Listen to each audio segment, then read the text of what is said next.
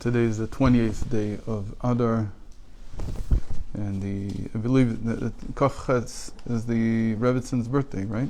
I believe, yeah. Yeah? Kaf Ches is the Rebbitzon's birthday. What? Rebbitzon? Yeah. No, Kaf Ches? You sure? Oh. My wife says something about the birthday earlier. Okay. Anyway. And the 28th of March. Yeah. See? Tough. Okay, so we finished with the Pnimi story. Velazot Sivat HaGalut, or 5 lines from the bottom of Ein Ches, in Korban Pesach, in Derech Mitzvosecha. Velazot Sivat HaGalut היה עיבור עזה בבטן אמא, שעזה הוא בקטנות מאוד.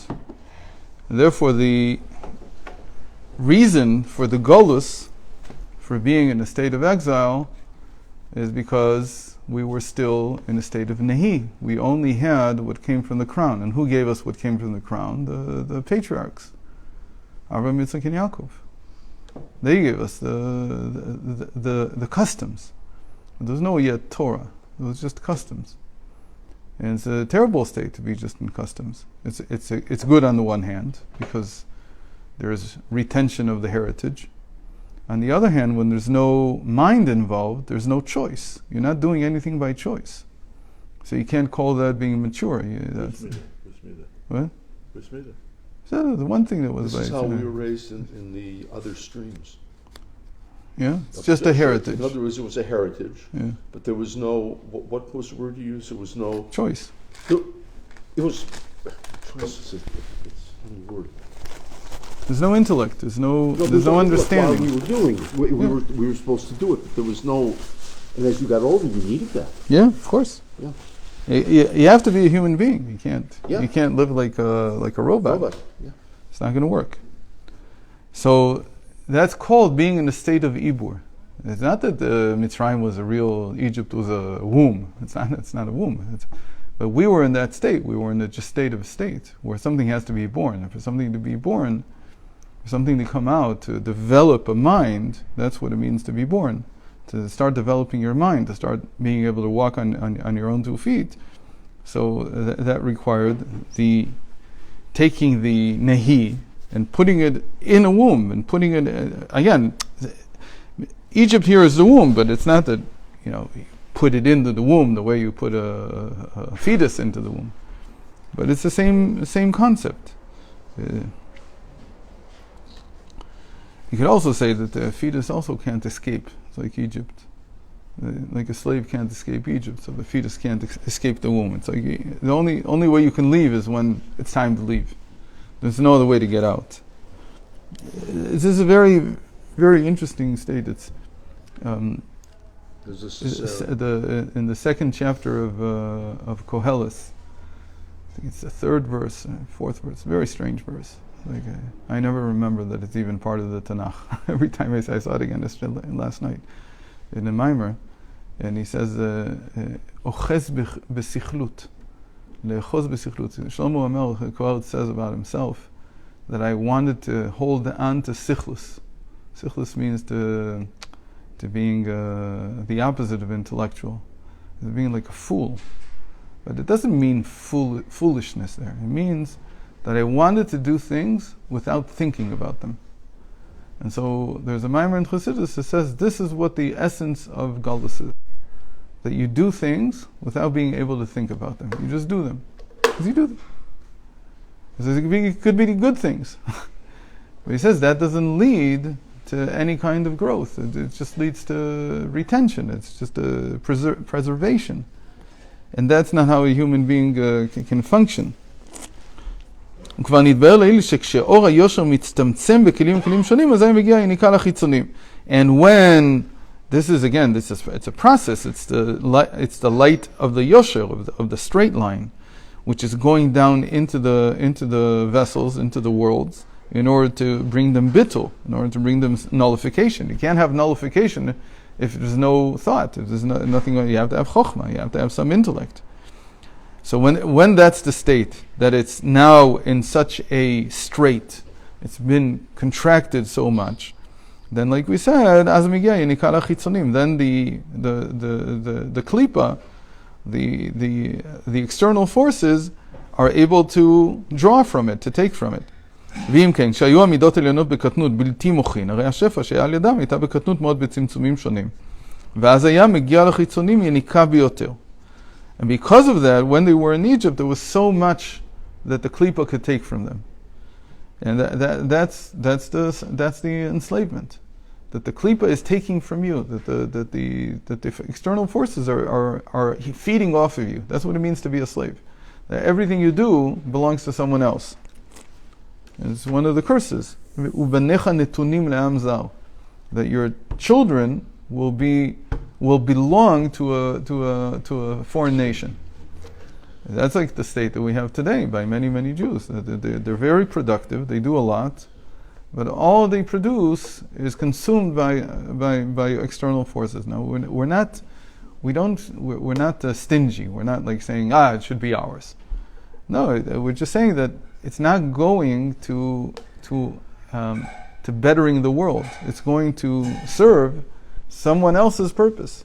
And what's their purpose? Their purpose is to enrich themselves. They're not interested in the world. They're not interested in changing reality. They're interested in growing wealthy. And so many Jews are involved in this, and it causes so much pain to everyone else also. You think about what does the Israeli government think about today? It thinks about how do we get another exit like Wiz, because that's the most important thing, to sell your companies for $30 billion. But it's not even the fact that you sell it or you don't sell it. It's the fact that why are Jews with such a good head working on Wiz? Why are they not working on changing the world? Why aren't they shluchim somewhere? If they can do that, imagine what they can do if they would put their minds to changing people's lives. Wiz is just a way to make money. That's all it is. It's not really changing anything. That can change.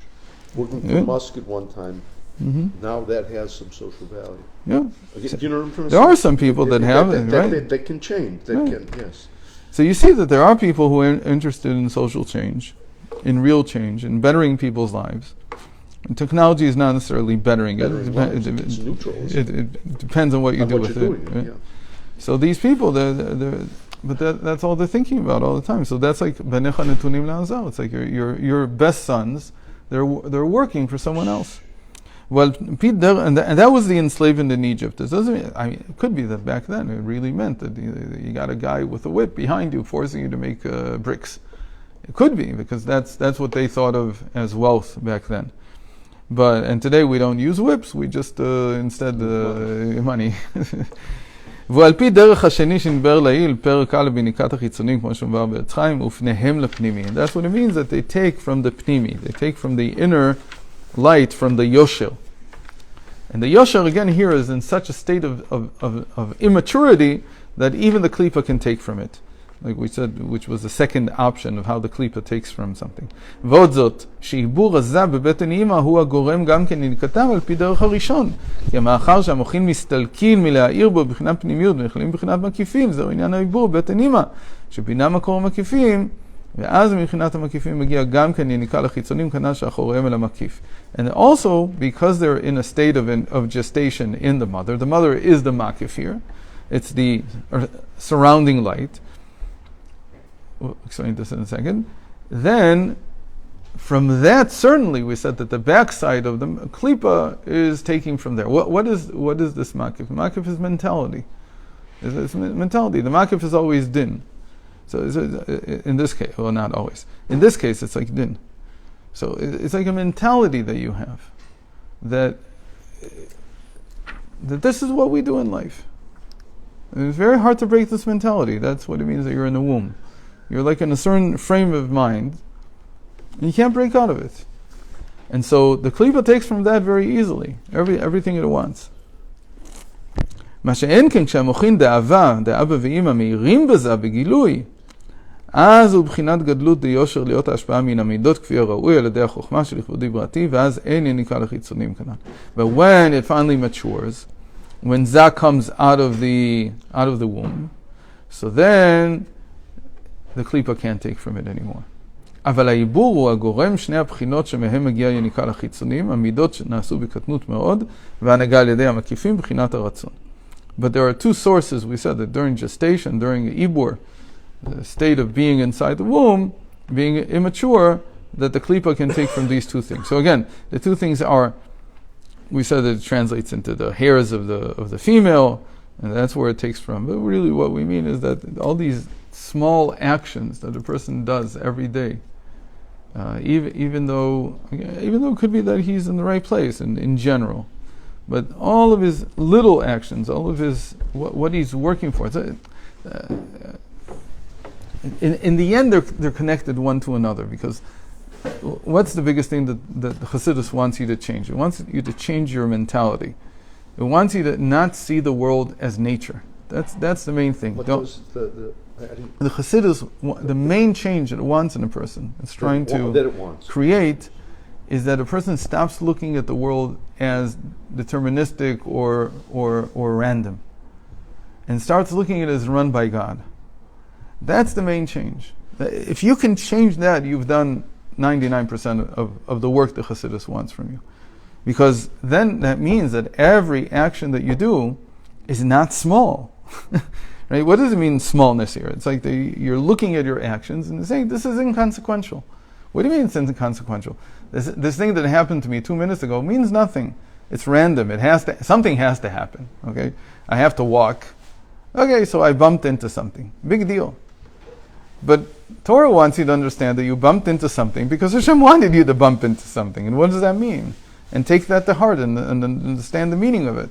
Don't make these actions, these small actions, that's where the klipa gets in. Where your mind doesn't extend, because you think that, my mind doesn't govern these things. Mussar the same goal. What? Mussar would have this. The Mussar movement had Maybe. the same goal. Could be. Correct. Maybe. I'm not sure. It could be. Yeah, right. I'm not It sure. seems all Torah study has that goal. Could. Yeah. Okay, that's all I'm saying. Right. And then if you begin to understand the God is in the details, you understand that's getting over the yosher. That's getting over the problem with the straight light. That when it comes down to it gets smaller and smaller, then the klipa takes from it. Because really, what is the klipa saying? It's saying your life is made out of many, many random or deterministic events that have nothing to do with your relationship with Hashem. It has to be in some way. What do you want? Your beard has to be a certain color. What do you want? It has to be. Does it mean anything that it's reddish or that it's black or it doesn't mean anything? And Torah comes and says, no, even life's stages. When you were younger, you were black or red, and then you became whiter, and even that's telling you something about your relationship with Hashem. Everything is telling you something about the relationship. To act your age, understand what's going on. Don't relegate this to some kind of natural event. It's not random. It's not natural. Nature is Hashem. So and the mentality in general has to be: what am I working for? I am working for changing the world to become a better place. That's the mentality. That's the makif. So the klipa takes from these two things. It takes from the mentality, and it takes from the small details. And it hijacks them, both of them. It hijacks your mentality, it hijacks your small details. And so you're not connected to Hashem. So God willing, we have 2 weeks to finish 2 more pages. We'll try.